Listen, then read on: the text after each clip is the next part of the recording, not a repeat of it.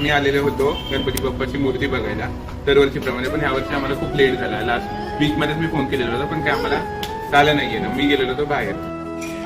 So आमच्या गणपती बाप्पाची मूर्ती जी सिलेक्ट केलेली आहे ती दाखवायच्या आधी मी तुम्हाला बाकीच्या गणपती बाप्पांच्या मूर्त्या दाखवत आहे. सो एक एक एवढ्या सुंदर मूर्ती आणि एवढ्या सुबक मूर्ती, जसं काय खरोखरच माणूस बसलेला आहे अशा मूर्ती अवेलेबल आहेत. सो खरंच डोळ्याचं पारणं फिटेल अशा ह्या मूर्त्या आहेत आणि खूपच छान वाटलं. बाप्पांची डेट जशी जवळजवळ येत आहे तसं असं वाटतंय कधी बाप्पा येत आहेत आणि कधी आम्ही त्यांची सेवा करतोय. आणि खरंच खूप छान वाटतंय या बाप्पांच्या मूर्त्या बघून. आणि तुम्हालाही अशा गणपतीच्या मूर्त्या हव्या असतील तर ॲड्रेससाठी तुम्ही मला कॉमेंट बॉक्समध्ये कॉमेंट करा. मी तुम्हाला ॲड्रेस कॉमेंट बॉक्समध्ये पाठवतो. पण पुण्यामध्ये आहे आणि पुण्यामध्ये खूप रेअर आहेत. मी खूप शोध घेतला गणपती बाप्पांचा,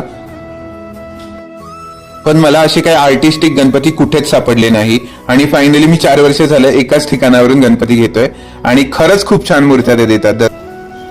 ही पण आम्हाला खूप आवडलेली होती, पण अनफॉर्च्युनेटली नंबर दिसतोय तुम्हाला, बुक झालेली होती, त्याच्यामुळे आम्हाला काही घेता आलं नाही. सो फायनली आम्हाला ती जी हवी तीच मग दुसरी मिळाली, ती गाडीत बसणारी आहे, त्याच्यामुळे सेम पीस दुसरा पण एक आहे बाजूला. हा पण एक आहे पीस, हा पण एक पीस आहे बाजूला, बघू शकता तुम्ही. हा सेम आहे तसाच, थोडासा डिफरंट आहे, धोतर फक्त चेंज आहे. तो असं हा एक गणपती आम्हाला खूप आवडलेला होता.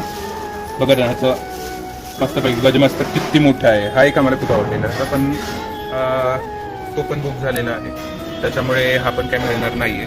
पण मग या तिन्ही चॉईस पैकी आम्ही विचार केला की तो एक बुक नव्हता झालेला आणि तो मला खूप आवडलेला, त्याच्यामुळे आम्ही शेवटी तुम्ही बघितलेला आहे तोच चूज केला. सो ही फायनली आम्ही मूर्ती फायनलाइज केलेली आहे. तर कशी वाटली तुम्हाला नक्की सांगा.